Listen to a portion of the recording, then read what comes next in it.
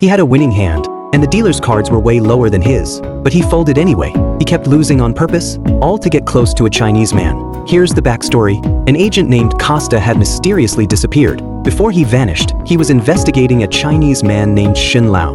Neil is a brilliant con artist, and his job was to pose as a gambler to get close to Shen Lao. While digging up information on the missing agent, a Chinese restaurant owner set up a temporary command center for the agents.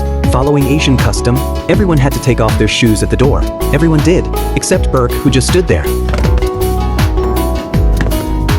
Burke accidentally made the owner's little daughter cry, and it took a magic trick from Neil to get her to smile again.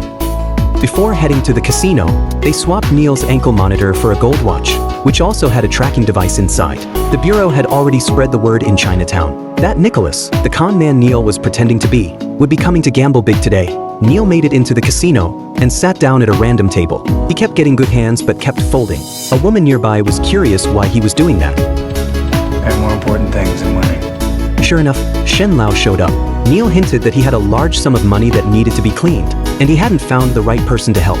So he wanted to talk to Shen Lao privately. Right then, who was monitoring the situation, got an urgent message saying the NYPD was about to raid the casino, which could put Neil in serious danger.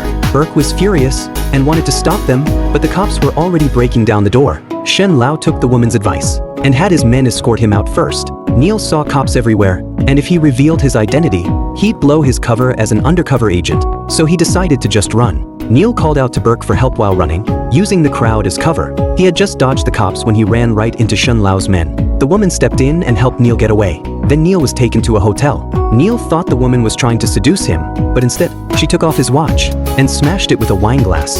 It turned out her name was Mei Lin, and just like the missing agent, she was there to gather evidence of Shen Lao's crimes. She was also the one who had called in the raid, and she knew exactly who Neil really was.